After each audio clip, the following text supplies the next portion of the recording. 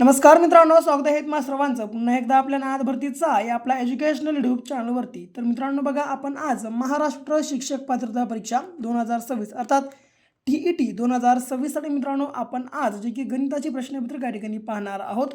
मित्रांनो बघा, महत्त्वाचं म्हणजे काय तर जे की मित्रांनो मोस्ट PYQ प्रश्नसंच बघा आपण आज या ठिकाणी बघा जे की पाहणार आहोत। म्हणून मित्रांनो आपला आजचा जो काही संपूर्ण भाग आहे या ठिकाणी शेवटपर्यंत अवश्य अभ्यासून घ्या आणि नवीन असाल तर बघा आपल्या चॅनलला तुम्ही आत्ताच या ठिकाणी मित्रांनो जे की सबस्क्राईब मात्र नक्कीच करून घ्या। ओके, तर बघा प्रश्न पहिला, पुढील आकृतीत एकूण त्रिकोण किती या प्रकारचा प्रश्न विचारला आहे। मित्रांनो बघा, जे की या प्रकारची तुम्हाला परीक्षेमध्ये एखादी 100% जी की आकृती विचारली जाऊ शकते। ओके, तर बघा या आता आकृतीमध्ये एकूण किती त्रिकोण आहेत ते कसं ओळखायचं। ओके, एकदम सोपी ट्रिक सांगतो मी, जे ट्रिक सांगतो फक्त तुम्हाला त्या ट्रिक्स या ठिकाणी फॉलो करायच्या आहेत। ओके, आता या ठिकाणी 1 2 3 4 परत असेच अंक भरून घ्या, 1 2 3 4। आता बघा मित्रांनो डायरेक्ट या 4ची दुप्पट करा, झाले किती 8, प्लस या देखील 4ची दुप्पट करा, झाले किती 8, झाले किती 8 आणि 8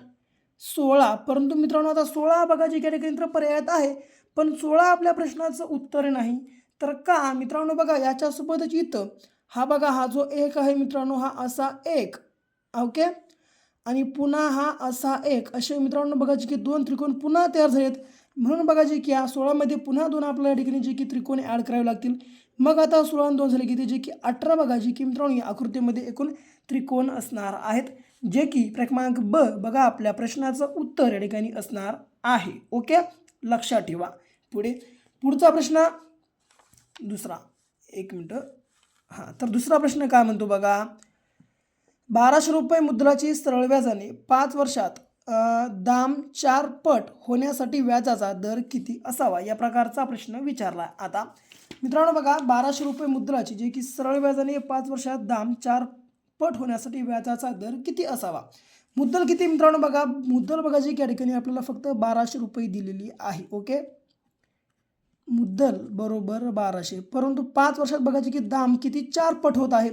आता मित्रांनो बघा दाम या ठिकाणी 4 पट कशा प्रकारात होत आहे, तर दाम 4 पट म्हणजे किती, आता बघा जी की 4 पट म्हणले तर ही 4 पट कशी होते, तर बघा जे की आता हे जे मित्रांनो आपले 1200 रुपये आहेत हे आहे 1 पट मुद्दल, हे आहे 1 पट मुद्दल। तर मित्रांनो बघा जी की याच्या 3 पट याचं व्याज असतं। ओके, आता याच्या 3 पट याचं व्याज, तर याच्या 3 पट याचं व्याज म्हणजे हे झालं 4 पट। ओके, आता जर बघा जे की याचं 3 पट या जर 1200 रुपयाच्या जर 3 पट याचं व्याज असेल तर मग किती असेल ते व्याज, तर ते व्याज मित्रांनो बघा काढण्यासाठी आपण काय करू, हे 1200ला 1200 गुणाकारात हे घ्या 3 पट याची।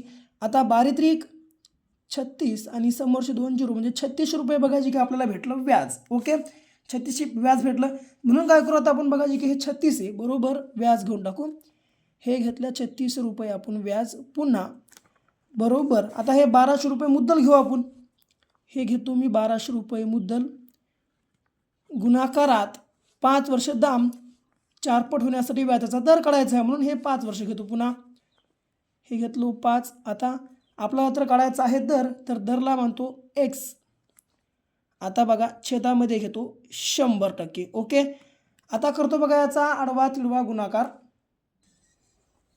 ते कसं तर बघा जी की असं मित्रांनो बरोबर, आता हे जे 3600 आहेत हे 3600ला 3600 रुपये जशाच तसे गुणाकारात हे जे 100 मित्रांनो छेदामध्ये आहेत हे आले वरी अंशामध्ये, आणि याच्या छेदामध्ये गेले मित्रांनो हे अंशामध्ये 1200 गुणाकारात 5 जे छेदामध्ये अंशात आहेत गुणाकारात, हे आली खाली छेदामध्ये भागाकारात किती 1200 गुणाकारात 5। आता हे 2 शून्य कॅन्सल, हे 2 शून्य कॅन्सल, 12 1 12, 12 3 36 फक्त 3 आलं, 5 1 5, 5 2 10 आणि हा शून्य इथं म्हणजे किती 20 गुणाकारात 3 किती 3 बरोबर आलं किती 3 गुणाकारात 20, आता 20 त्रिक 60 मित्रांनो बघा जी की दर किती, तर 60% या ठिकाणी बघा जी की मित्रांनो आपला दर असणार आहे, जे की क्रमांक मित्रांनो बघा जी की ब या ठिकाणी आपल्या प्रश्नाचं उत्तर आहे। ओके मित्रांनो बघा प्रश्न छोटासा आहे परंतु खूप अवघड आहे आणि मित्रांनो अवघड प्रश्न बघा जी की एकदम मी तुम्हाला ट्रिकनुसार बघा जी काही सोडवून दाखवलेलो आहे. ओके, हे नोट डाऊन करून घ्या आणि बघा याच पद्धतीचा मित्रांनो तुम्ही देखील परीक्षेमध्ये अवलंब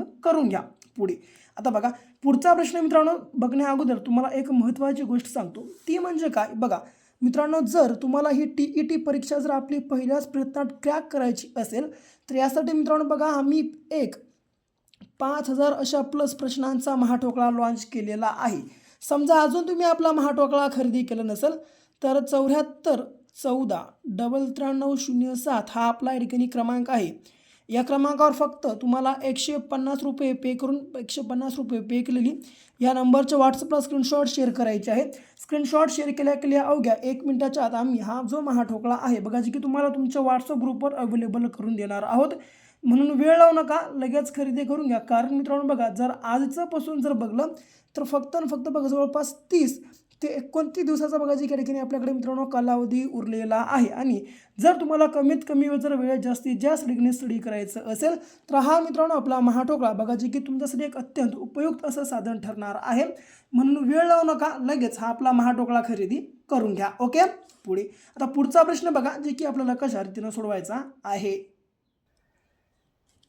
आता बघा तिसरा प्रश्न काय म्हणतो, एका वायरला वर्तुळाकार केल्यास त्याची त्रिज्या 56 सेमी आहे, त्याच वायरला चौरस केल्यास त्याचे क्षेत्रफळ किती, या प्रकारचा प्रश्न विचारला. मित्रांनो बघा पहिलं वर्तुळाकार केलंय म्हणून पहिलं बघा जी की आपल्या ठिकाणी वर्तुळाचा परिघ काढा, नंतर चौरसाची परिमिती काढून बघा जी की नंतर तुम्ही चौरसाचं क्षेत्रफळ या ठिकाणी काढू शकता. ओके, आता जसं की मी काय करतो पहिलं काढतो वर्तुळाचं परिघ, वर्तुळाचं परिघ. ओके, आता वर्तुळाचं परिघ मित्रांनो काढायचं सूत्र काय आहे तर ते म्हणजे 2 पाय r. ओके, आता 2ची किंमत ही 2च, पायची किंमत तर सर्वांनी लक्षात ठेवा जी की 22/7 मित्रांनो पायची किंमत असते.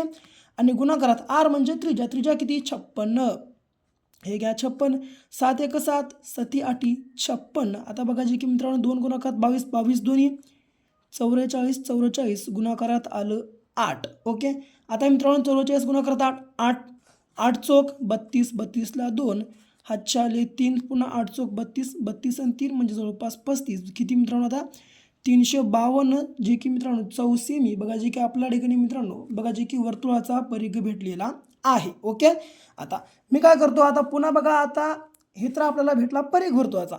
आता काय करायचं आहे आपल्याला तर आता ज्या मित्रांनो बघा जी की या चौरसाची परिमिती काढून चौरसाचं क्षेत्रफळ काढायचं. ओके, म्हणून आता बघा आपण वरी काढल्या वर्तुळाचा परिघ, आता काय करतो जी की खाली मी आयताची मित्रांनो या चौरसाची परिमिती काढून घेतो. आता ही चौरसाची परिमिती, आता चौरसाची परिमिती काढायचं सूत्र काय तर चौरसाची परिमिती काढायचं सूत्र बरोबर 4 गुणाकारात बाजू आहे. ओके, आता मित्रांनो बघा चौरसाची परिमिती मी काय म्हणतो तर बघा जी की 552 हे मानून घेतो. ओके, हे 552 मांडलो मी चौरसाची परिमिती, सॉरी 352 बरोबर हे 4 गुणाकारात बाजू. आता मित्रांनो बघा आता हे जे 352 आहे हे 352ला 352 जशास तसं आणि छेदामध्ये गेलं हे 4 आणि बरोबर आलं बाजू. ओके, आता भेटले आपल्याला बाजू. आता 4 जर या 352ला भागलो तर इथे किती 4 × 4 4 × 4 4 2 4 25 4 6 24 4 7 28 4 8 32. ओके, नंतर उरले किती 3 उरले, पुन्हा 4 8 32 म्हणजे किती आलं आता 88 आलं. आता भेटले किती मित्रांनो आता या ठिकाणी आपल्याला बाजू भेटली 88, बाजू भेटली 88. तर मित्रांनो आता बघा जी की आपल्याला शेवटचं काय काढायचं आहे तर आता आपल्याला काढायचं आहे बघा जी की चौरसाचं क्षेत्रफळ. चौरसाचं क्षेत्रफळ, तर चौरसाचं क्षेत्रफळ काय असतं तर हे असतं बाजूचा वर्ग.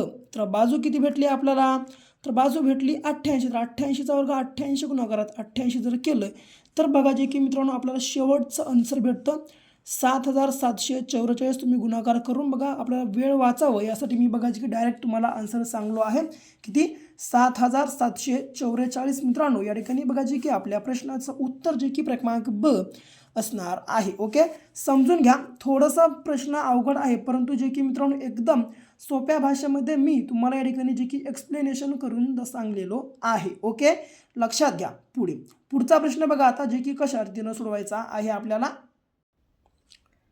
बघा आता चौथा प्रश्न, एका वस्तूची किंमत 4,000 रुपये असून त्यावर अनुक्रमे 20% व 30% सूट दिली असता ती वस्तू किती रुपयाला मिळेल? मित्रांनो बघा, एकदम बघा जे की कमी वेळामध्ये हा तुम्हाला प्रश्न या ठिकाणी सोडवून दाखवतो. ओके, आता एका वस्तूची किंमत किती आहे बघा, तर 4,000 रुपये. ओके, या ठिकाणी घेतो मी 4,000 रुपये गुणाकारात या वस्तूवर 20% सूट दिला. आता प्रत्येक वस्तूची मित्रांनो बघा एक किंमत जी की 100% असते. ओके, आता जर मित्रांनो बघा जी की विक्रेता जर ग्राहकाला 20% सूट देत असेल तर तो काय करतो या ठिकाणी जी की 80% रक्कम आकारत आहे, म्हणून काय करतो मी घेतलो 80% वरी.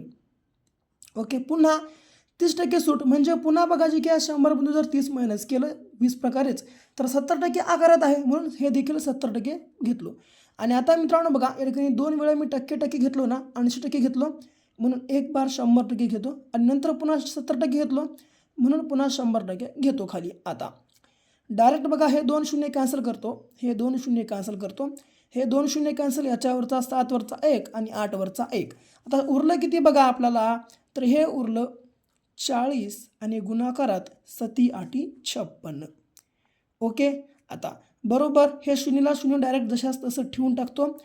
4 सखत 24ला 4 हातचारी 2 4 आपण 24 आणि वरचे 2 म्हणजे जवळपास 22 बघा जी की 2200 40 रुपये बघा जी की या ठिकाणी मित्रांनो आपल्या प्रश्नाचं उत्तर जे की क्रमांक ड या ठिकाणी असणार आहे. ओके, तर मित्रांनो बघा जे की 20% आणि 30% सूट दिली असता ती वस्तू मित्रांनो किती रुपयाला मिळते, तर ती म्हणजे जे की बघा 2240 रुपये आपल्या प्रश्नाचं उत्तर या ठिकाणी असणार आहे. ओके, पुढचा प्रश्न बघा आता जे की 5वा, अ ब आणि क नळाने स्वतंत्रपणे एक टाकी अनुक्रमे 12 15 आणि 20 तासांनी भरली जाते किंवा रिकामी होते.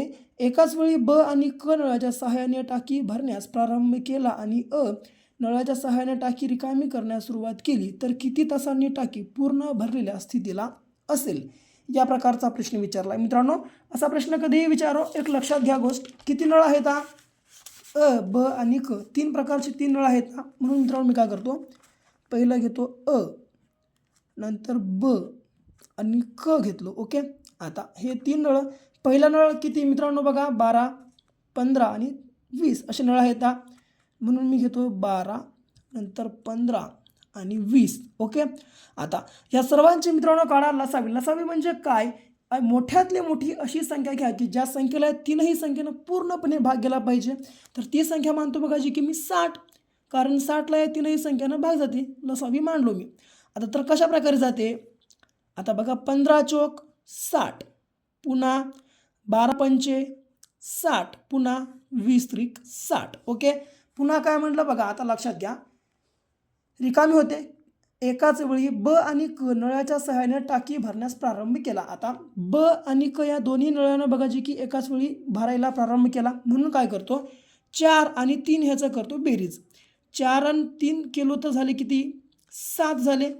नंतर पुन्हा वाचवा आणि नळाच्या सहाय्याने टाकी रिकामी करण्यास सुरुवात केली तर किती तासाने टाकी पूर्ण भरल्या स्थितीला असेल. म्हणून मी काय करतो मित्रांनो, पुन्हा हे जे आता ची मित्रांनो ही क्षमता आहे 5, ही करतो या 7मधून मायनस, बरोबर 7 - 5 किलो उरले किती 2 क्षमता उरली या ची. मग पुन्हा काय करतो, शेवटचं आन्सर आता हे आपलं 2 नाही, तर शेवटचं आन्सर काढण्यासाठी मित्रांनो बघा पूर्ण टाकी बघा किती आहे आपली, तर लसावी टाकी म्हणजे लसावी 60. तर या 60ला जर मी समजा 2 भागलो तर येते किती बघा, आता हे 60/2 बेत्रिक 6 आणि हा 0 म्हणजे जवळपास 30 तास, जे की मित्रांनो या ठिकाणी बघा आपल्या प्रश्नाचं उत्तर असणार आहे, जे की क्रमांक आपल्या प्रश्नाचं करेक्ट उत्तर या ठिकाणी आहे. ओके, लक्षात ठेवा मित्रांनो. बघा अशा प्रकारचा प्रश्न बघताच बघा जे की मुलं थर कापतात, कारण प्रश्न दिसायला खूप मोठा आहे. बघा प्रश्न दिसायला खूप मोठा आहे, जर सोडवायचा प्रयत्न केला, जर तुम्ही बघा या ठिकाणी माझ्यासोबत जर शिकलं तर अवघडातला अवघड प्रश्न हे मी तुम्हाला अगदी सोप्या भाषेमध्ये अगदी काही वेळामध्ये आणि अगदी सोप्या ट्रिकनुसार बघा जी ठिकाणी मी तुम्हाला सोडवून दाखवणार आहे. म्हणून आपल्या चॅनलला बघा तुम्ही आत्ताच सबस्क्राईब वगैरे नक्कीच करून घ्या. ओके, आता हा देखील बघा तुम्ही नोट डाऊन करून घ्या, कारण हा देखील प्रश्न बघा जे की परीक्षेमध्ये 100% पडू शकतो. ओके, आता पुढचा प्रश्न बघा जे की आपल्याला कशा रीतीनं सोडवायचा आहे. आता बघा 6वा प्रश्न जे की आपल्याला कशा रीतीनं सोडवायचा आहे. बघा काय म्हणतो, एक घड्याळ 2880 रुपयात विकल्यावर एका व्यक्तीला 10% तोटा होतो. त्याने किती टक्के रुपयात विकायला हवे की त्याला 5% नफा होईल? त्याला किती रुपयाला विकायला हवे की त्याला 5% नफा होईल? आता मित्रांनो 2880 रुपयात विकल्यावर व्यक्तीला 10% तोटा व्हायला, म्हणजे बघा आता प्रत्येक वस्तूची किंमत ही 100% असते. जर 100% पैकी जर समजा त्याला जर 10% एवढ्याला जर वस्तू विकला तर झाला 10% नफा, 10% तोटा. तर बघा जी की ही मित्रांनो जी किंमत आहे आता ही झाली 90%. म्हणजे आता 90% जर आपली ही झाली 90% किंमत. 90% किंमत म्हणजे किती? हे 2880. तर पुन्हा काय म्हटलं आहे होतो त्याने ते किती रुपयाला विकायला हवे की 5% नफा होईल. आता मित्रांनो टक्के नफा म्हणले ना 5% नफा म्हणलं कितीही टक्के असू द्या त्याला काय करा डायरेक्ट या 5ला मित्रांनो 100% पहिलं नफा घ्यायचं आणि त्याच्यामध्ये डायरेक्ट हे 5% प्लस करून टाका. आता हे जर 5% प्लस केलं झालं किती 105% नफा घेऊन टाका आता डायरेक्ट. आणि हा नफा काय करा या 100%च्या खाली 105% घेऊन टाका. आता हे घेतलो 105% आणि काढा आता ही पूर्ण 105%ची रक्कम. आता बघा मित्रांनो या गोष्टीचा करा तुम्ही तिरपा गुणाकार. कसा? तर या 105चा गुणाकार या किती 2280 नाही तर 2880 आहे बघा 2880 आणि छेदामध्ये आले हे 90. आता बघा 15 भाग देतो 15 सक 90 15 सत 105 6 1 6 6 चोक 24 उरले 4 6 8 8 40 इथला 0 इथं आले किती 480 गुणाकारात 7 480 गुणाकारात 7 7 0 0 7 8 56ला 6 हातच्याले 5 7 चोक 28 28 आणि 3 किती 33 किती मित्रांनो 28 हे आपले 5 33 मित्रांनो म्हणजे जवळपास जे की 3360 बघा जे की आपल्या प्रश्नाचे ठिकाणी उत्तर असणार आहे. तर जे की क्रमांक अ बघा लक्षात तुम्हा सर्वांना ठेवायचं आहे. आता 10% तोटा म्हणले म्हणून मित्रांनो मी बघा जे की 100%तून 10% मायनस केलं उरलं की ते 90%. तर ही 90% रक्कम बघा जी की 2880 आहे.